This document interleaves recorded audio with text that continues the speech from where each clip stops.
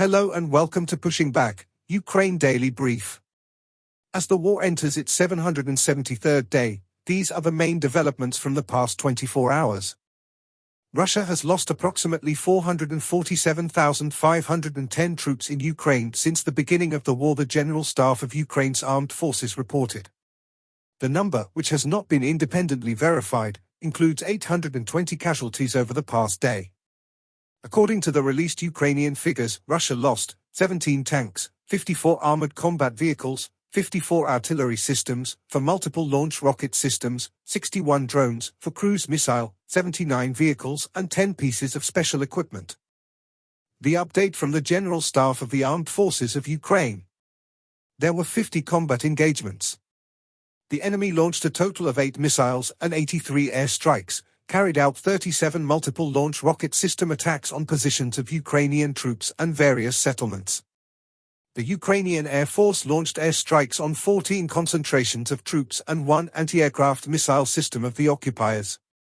The Ukrainian missile forces hit 2 concentrations of weapons and military equipment, 1 drone ground control station and 1 electronic warfare station of the Russian invaders.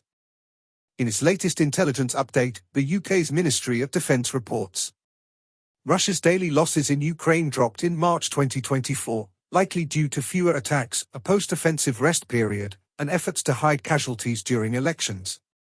This decrease comes despite an overall rise in average daily losses throughout the war, reflecting Russia's continued use of overwhelming force.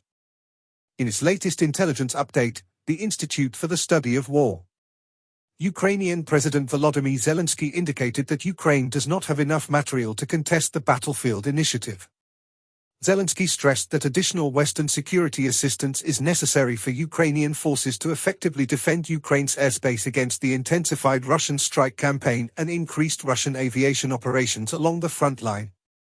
Zelensky cautioned that the arrival of all promised F-16 fighter jets from Ukraine's Western partners in 2024 will provide Ukraine with only 10% of the fighter aircraft Ukraine would need to completely defeat Russian aviation and restore Ukraine's ability to operate effectively in the air domain. Continued delays in U.S. security assistance are specifically impacting the capabilities that Ukrainian forces need to respond to the increased tempo of Russian mechanized assaults in eastern Ukraine.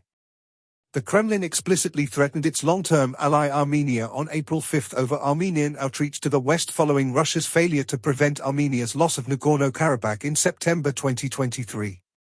The Russian MFA also continues to threaten Finland and claimed that Finland has lost its independence in making foreign policy decisions since its accession to NATO, a narrative that the Kremlin routinely used to falsely claim that NATO was controlling Ukraine and using Ukraine to threaten Russia. Chechen Republic head Ramzan Kadyrov announced on April 5 that 3,000 former Wagner Group personnel will join the Akhmat Spetsnaz unit following successful negotiations between Akhmat and Wagner commanders. Russian President Vladimir Putin passed 2 laws on April 6, offering Russian society some concession for its sacrifices to support Russia's war in Ukraine. Russian forces recently made confirmed advances near Avdiivka and Donetsk city. In Zelensky's nightly video update, he covered several significant points.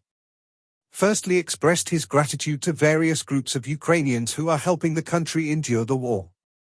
He thanked medical workers, firefighters, police officers, rescuers, and utility workers who are risking their lives to help civilians.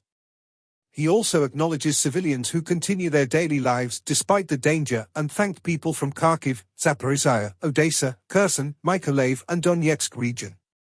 Secondly, he thanked journalists who were injured while reporting on the war and wished them a speedy recovery. Lastly, they thanked the Ukrainian soldiers fighting for the country and everyone who is helping Ukraine prevail. Thanks for following today's updates. Please don't forget to like and subscribe for more content.